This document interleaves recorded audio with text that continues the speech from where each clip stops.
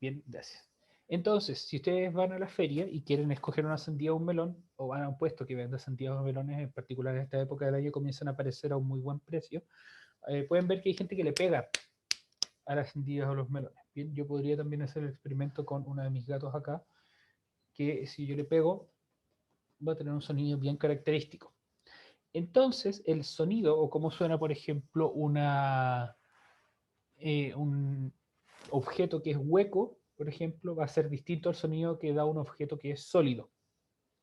Entonces, por medio de perturbar la parte de afuera, las capas superiores, y por medio del sonido, ver cómo viajan esas ondas de sonido por la superficie y dentro del objeto, podemos determinar si el objeto es un objeto sólido, es un objeto hueco, o si lo hacemos en distintos lugares, por ejemplo, lo golpeamos por algún lugar que pueda que tenga una burbuja de aire y por otro lado no, podemos ver cuál es la estructura interna o tener una idea muy buena de la estructura interna de la Tierra. Y eso es como lo hacemos, ¿bien? Y justamente eso responde a la pregunta que envía Vicente aquí por el chat. Dice, ¿cómo podemos tener tanta seguridad de que el centro de la Tierra o las dos últimas capas son así? Si ni siquiera se ha llegado al centro, ya lo vamos a ver. Porque en este caso, los que usamos son los sismos a nuestro favor y cómo se mueven dentro de la Tierra y cómo se desvían dentro de distintas capas de la Tierra. ¿Bien? Entonces, la Tierra tiene varias capas. ¿Bien? La Tierra es como los ogros. Tiene muchas capas. Y hay dos modelos que nos sirven para explicar o nos sirven, perdón, para mirar el interior de la Tierra. Y esos son el modelo dinámico y el modelo estático. Bien, el modelo estático, que es por donde vamos a partir, considera la Tierra como un objeto inanimado, prácticamente, la Tierra como un planeta, un objeto inanimado, en donde las diferencias son principalmente químicas. Bien, como dice acá, el modelo estático considera la composición química del interior de la Tierra y en él se proponen tres capas: la corteza, el manto y el núcleo. Pero ¿qué pasa? Aquí nos dicen tres capas y aparecen cuatro. Típicamente el núcleo se divide en dos, una que está más bien sólida y otra que está más bien líquida. Y eso se define típicamente como núcleo interno o núcleo externo. Entonces este modelo estático considera que no hay movimiento de las capas de la Tierra, por ejemplo, o estas capas no tienen movimientos muy marcados, sino que se basa solamente en la composición química del interior de la Tierra. Bien, o sea, en la corteza digamos que hay más silicio, por ejemplo, y oxígeno, mientras que si nos vamos más hacia abajo vamos a encontrar elementos más pesados, bien llegando hasta el cobalto, el níquel, que están en el núcleo de la Tierra. Ustedes pueden ver que esos elementos son efectivamente más pesados o más livianos si es que usan su tabla periódica. Bien, aquí hay una pregunta muy buena en el chat que dice, ¿por qué el centro es sólido y el externo es líquido, siendo que debería derretirse el sólido, siendo la parte superior líquida porque tiene una mayor temperatura? Porque no solamente la temperatura determina cuál es el estado de la materia de un cuerpo, sino que también la presión.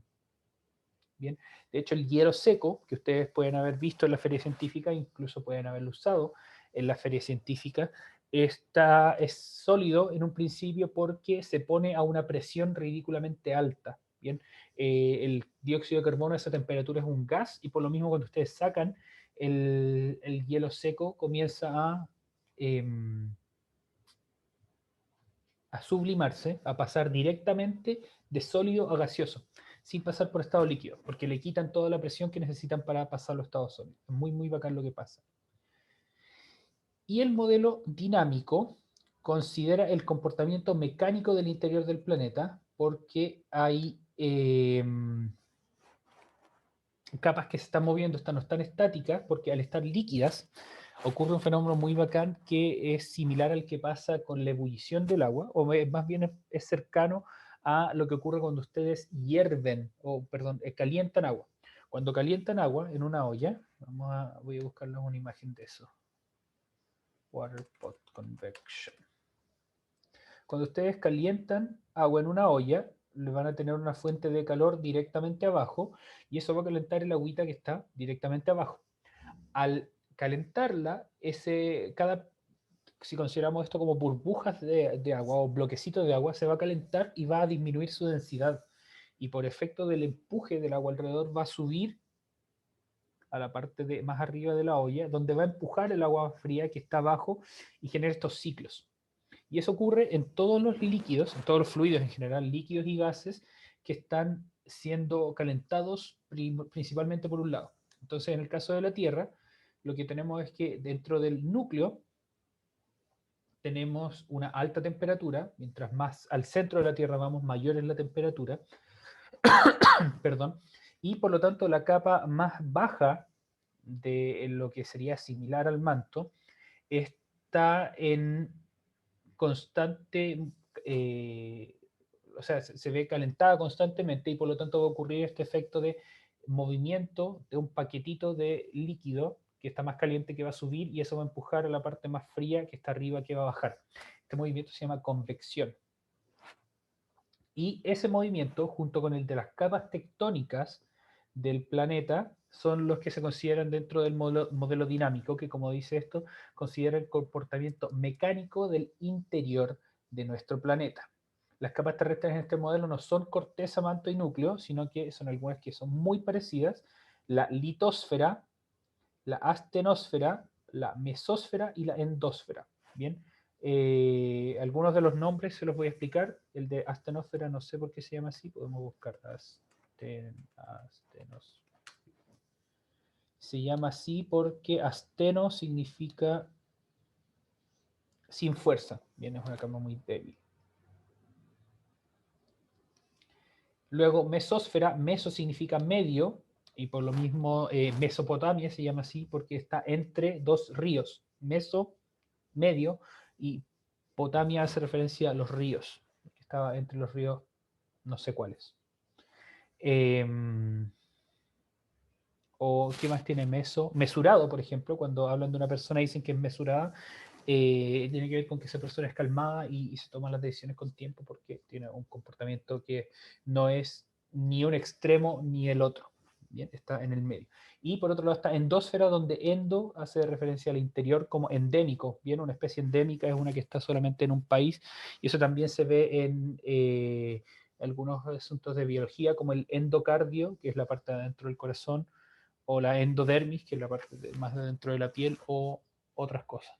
Endogamia, por ejemplo, cuando las familias deciden tener relaciones y crear familias dentro de la familia, eso también es, esa palabra también tiene este prefijo endo.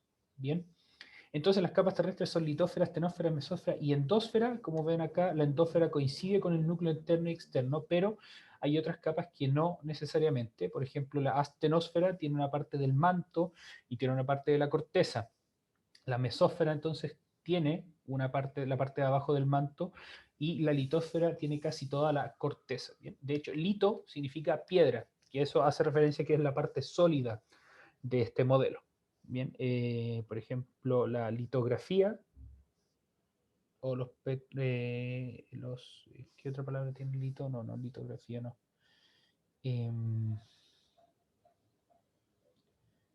Hay una palabra que me gusta mucho que es coprolito, que son los fósiles de excremento de dinosaurio, porque copro hace referencia a excremento y lito a las piedras. La litografía, sí existe la litografía, bien. Es un método para imprimir que está basado en imprimir utilizando una piedra. Entonces, esos son dos modelos que dan cuenta del interior de la Tierra. Uno es más físico, el modelo dinámico, y el otro es más químico, el modelo estático. Pero ambos modelos son completamente válidos y nos van a servir para explicar distintos mecanismos. Lo que vamos a usar principalmente es el modelo físico, o sea, el modelo dinámico, pero el modelo químico, al ser una simplificación, al decir solamente corteza, manto y núcleo, también va a ser útil en caso de algunas cosas. Bien, y por lo general eh, podrían en principio usarse de manera intercambiable si es que consideramos la astenosfera como la parte superior del manto, bien, que tiene algunas propiedades en las que, por ejemplo, hacen que en este floten las placas tectónicas. Bien. Y ustedes pueden pensar ahí, pero esto es la litósfera es una capa rígida, dura, como si fuera de piedra. ¿Cómo es posible que una piedra flote en algo? Bueno, una piedra puede flotar en algo si en lo que está es más pesado. Eh, por ejemplo, una piedra puede flotar en el barro, bien, un barro que no sea tan líquido, una piedra podría flotar ahí y no hundirse. Vamos a pasar a responder algunas preguntas que hay en el chat, que hay varias. Bien. Steven pregunta, consulta, ¿se puede llegar con una excavadora al manto o se necesita otra maquinaria? No se puede, hasta donde sé, porque la corteza va entre 20 y 120 kilómetros.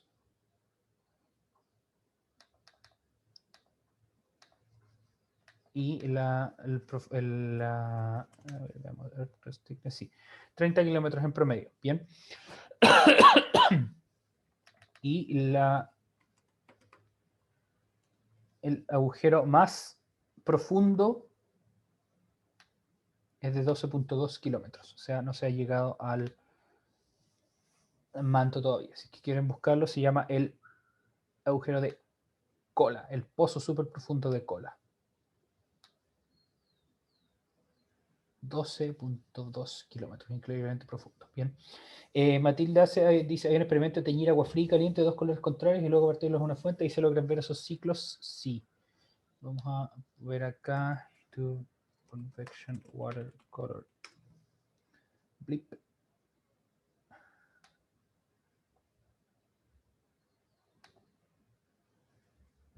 Welcome.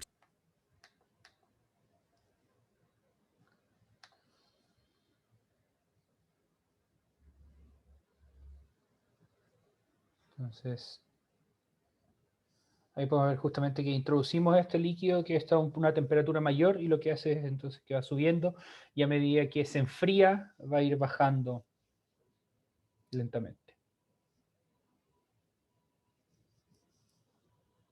No es exactamente lo que describió su compañero, pero se ve más o menos lo mismo. ¿Cómo es que no se arman socavones hasta el núcleo? Porque los socavones ocurren solamente dentro de la corteza. Y vamos a hablar de socavones eventualmente.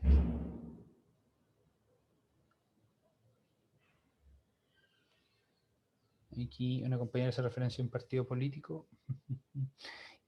Y después está la pregunta ahí repetida del compañero que no podía aguantar, no podía dejar que su pregunta pasara 5 minutos sin ser respondida. Perdón, pero estaba concentrado explicando la materia. Bien, entonces es posible saber cómo se forman, cómo se conforman las distintas capas de la Tierra porque las ondas sísmicas viajan en su interior.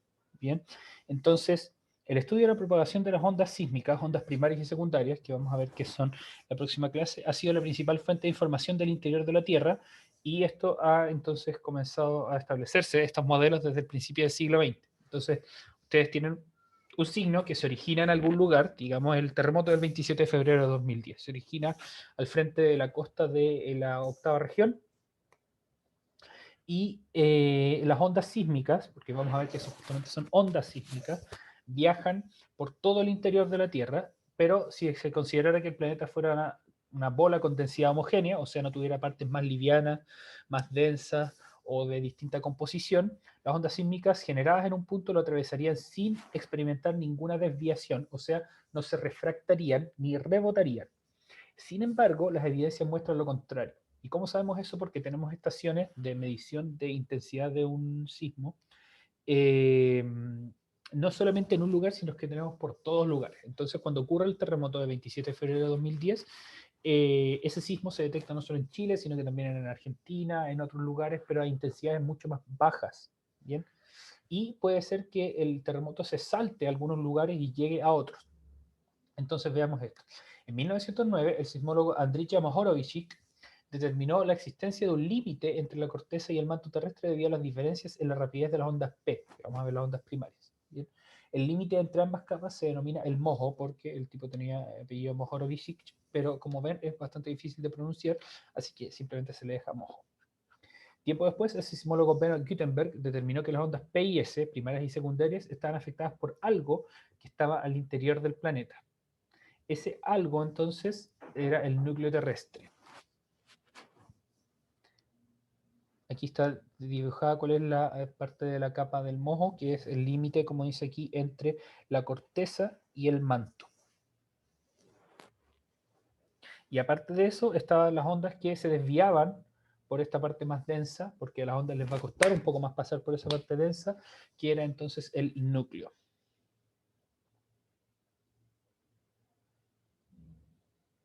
De momento, perdón.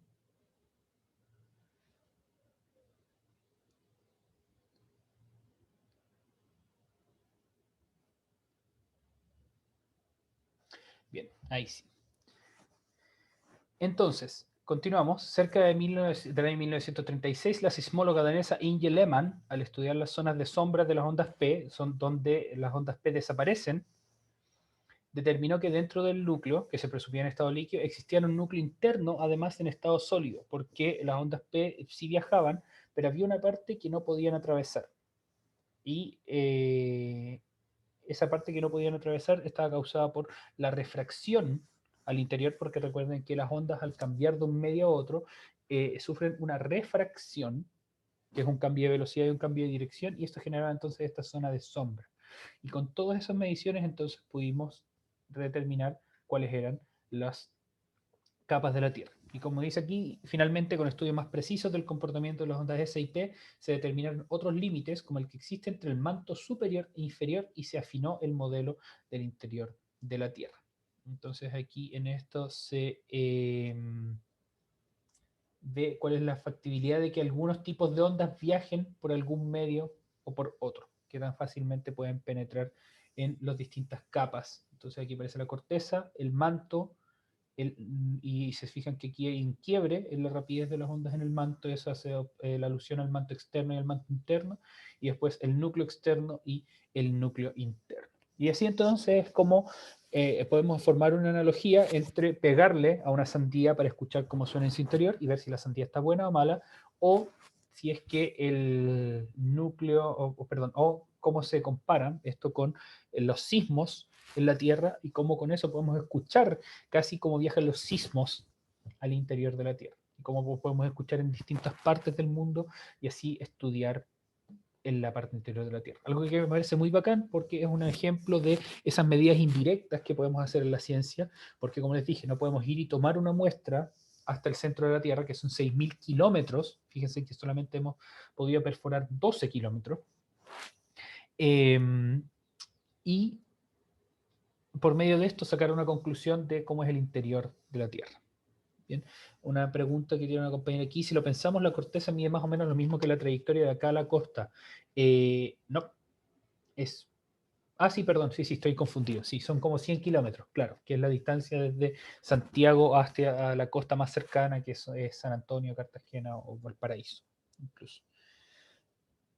Entonces sí, la corteza es una de las capas más delgaditas de la Tierra y típicamente se compara con el grosor de la piel de una manzana. Bien, una manzana mediana que es más o menos de este porte tiene una piel que tiene un grosor de algunos milímetros y lo mismo entonces ocurre con la corteza de la Tierra y la comparación con el planeta total. Bien, eso jóvenes. En caso de que quieran ustedes profundizar un poco más, esta materia está en la página 64 a 66 del libro de la asignatura. Y si es que tienen más dudas, por supuesto que me pueden preguntar.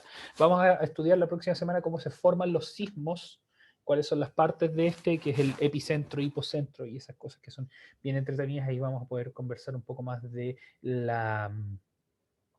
de los sismos y sus experiencias. En el informe de notas que les van a entregar esta semana, hoy o mañana, está la nota de la actividad de la semana pasada. Bien, no tuvimos mucho tiempo de discutirlo ahora, pero si consideran que esa nota les está afectando mucho, vamos a poder, voy a darles la oportunidad de que la suban con algún otro trabajo, bien, o alguna otra evaluación. Pero eso lo hablamos la próxima semana una vez que ustedes tengan las notas en su poder. Hay algunas personas que tampoco tienen la nota porque no sabía quiénes eran. Por ejemplo, había un Benja nomás que no sabía cuál de los dos Benjamines era. Así que esa persona no va a tener su nota. Bien, eso, cuídense mucho, que estén muy bien y nos vemos la próxima semana. Disfruten su tarde. Chaito.